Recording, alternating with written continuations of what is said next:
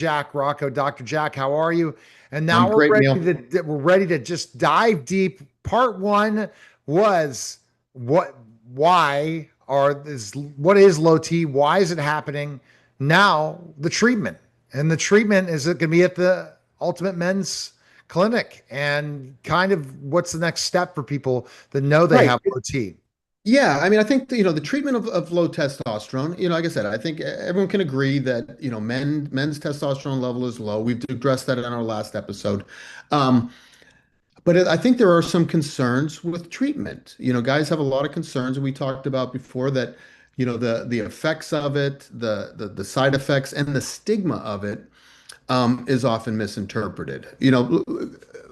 Traditionally in the last several decades, testosterone is something you hear about, that's occurring in the gym. I had a friend not long ago who, was on testosterone, and I'm like, where do you get it? He's like, well, I get it from my buddy at the gym. I'm like, dude, that's not safe. I mean, I can't condone that. That's not something I would recommend. I said, so I think it's something that is nuanced enough, and guys are doing it. I mean, guys are getting steroids, getting full-on anabolic steroids. I mean, it's something that's fully rampant in our culture. But I think it's something that needs to be carefully monitored and carefully treated. So, I think part of my purpose in starting the clinic is that so the guys don't have to go to the gym. You can get proper treatment that's properly monitored. You're getting quality medication that's dispensed in a responsible manner. Um, I just think there's fewer, if you're gonna do it. I think it should be done properly. And I think, physician guidance is clearly preferred. So, like I said, but a lot of guys still have, this stigma of, well, I'm not a gym rat. I'm not the guy who's going, looking to get big biceps, looking to body build. But those guys' levels are exceedingly high. They're, the levels that they shoot for are, I think, dangerously high at times.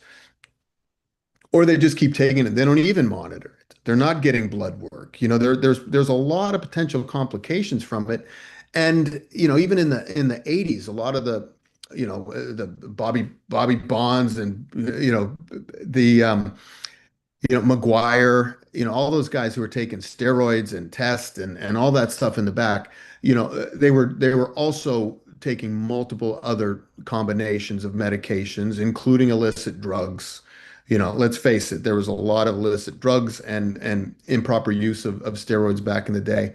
And I think we're still suffering from a lot of that stigma of that. So current day, the way I see the responsible use of testosterone currently is for that average 40 to 60-year-old male, 40 to 70-year-old male. And, it treats a lot of those symptoms that men struggle with every day. Crankiness, mood, the benefits of it are significant. So the first thing I think is like identifying the problem. So if you have the symptoms, a blood test is easy to get. And typically when we get a testosterone blood test, we're also getting a PSA level just to make sure there's no, risk of prostate cancer or other issues. So it's a good screening test. And once someone's been defined as having low T, or hypogonadism is another word for it, um, that the first step would be to consider optimization of your level. Some people talk about testosterone replacement therapy. It's not technically replacement, it's more optimization, and the idea is to get it into a functional level.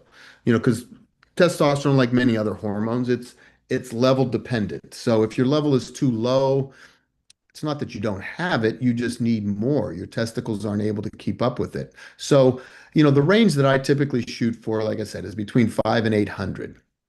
You start getting up close to 1,000, that makes me a little nervous. Below 500 really isn't doing, as much for you, especially if you're having symptoms. So, someone comes back and they're defined as having low testosterone. They've got a level 3, 400. Typically, we've been using a cream.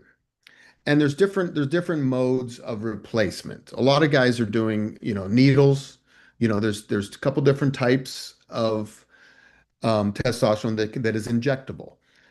The injections right away, the injections scare off a lot of people. People are, I don't want to give myself shots. I'm afraid of needles, and there's no way in heck I'm going to shoot myself. I can agree with that. I mean, I can agree with that fear. Most guys are not excited about breaking out a needle. And then where do you put the needles? How do you store the needles? You got to buy the needles. I think it's an effective way to do it. Um, it's just inconvenient and a lot of phobias that come along with it. There's other forms of it that we lean towards. We use a compounding pharmacy that makes a cream, and the cream is easily it penetrates the skin easily. We recommend that you take, one or two pumps, it comes in a dispenser that, like a shave can or shave cream or any kind of lotion. You take out a couple pumps, couple squirts, which gives you about not even a dime size, small size of cream. We recommend rubbing it to the skin along the scrotum. And what that does is it mimics your body's own, that's the area where it's produced. So that cream will penetrate through the skin, penetrate through the blood vessels, and be absorbed into the system, very similar to how it's absorbed naturally, how it's created naturally. And it's a cream that's applied on a every night basis. So before you go to bed, preferably, if sexual activity is involved, usually recommend doing that afterwards. And if you forget at night, you can do it in the morning, but we usually recommend at night. Applying it at night gives you more of that physiologic level. And we've talked about this before that, men are creatures of the sun. So that normally you go to sleep, your testosterone levels rise, your testicles produce it. You wake with that familiar morning wood, and that's one thing that is also another sign of either vascular issues or testosterone issues. If you're not awakening with an erection, that's potentially a sign that your testosterone level is low. So one of the first things that guys will experience is like, Doc, I woke up with that old friend, the old morning wood that was there in the morning again, once people start doing it. Um, so that's a good sign. Um, and then, like I said, if it's more of a physiologic dosing. If you're doing injections, injections can be once or twice a week. There's different. You could do every other day. There's different protocols you can use. But in general, like the most commonly used is probably once or twice a week injections. But that'll give you a nice spike in your testosterone, and you may notice that more, but it's almost a mania, and then over the next several days, 3, 4 days, it's going to go down, and then you're almost a low. Whereas and then you go back up. So the highs and the lows with injections seem to be much more exaggerated. As opposed to the cream, the idea of the cream, it's giving you a daily fluctuation that keeps your level somewhat more physiologic. So that's typically what I recommend. And I think the cream is just easy for guys. They're like, I just rub it on my nutsack. And you're like, yeah, you just before you go to bed, just take a little dollop, rub it in, make sure that it's thoroughly absorbed, and that'll do it. And you know, once we start the therapy, guys will call back, or I'll contact them after a month or so. But guys are like, oh, I noticed immediately. My mental acuity is sharper. And there's studies that show even like your ability to think in 3D and spatial recognition, your reaction skills are higher. It brings back that mojo, that male mojo, head on a swivel, athletic competition. Another interesting fun fact I learned about testosterone is that um, the thrill of victory. Remember the old, thrill of victory and the agony of Yeah. defeat. The thrill of victory actually stimulates your body's own production of testosterone. Whether that be, Oh, like wow. you were in a competition and your team won the championship and you're all fired up. your testosterone level will increase exponentially for the next several days. And even if the Steelers win, if you got a nice, the Steelers win the Super Bowl, Steeler fans are going to have a higher testosterone level for a few days after. So it's something that your body, incorporates into, what I said, a lot of the things that you are able to relate to as a male characteristic. That like, oh, he's all fired up. His team won this week. There's some effect from testosterone of that.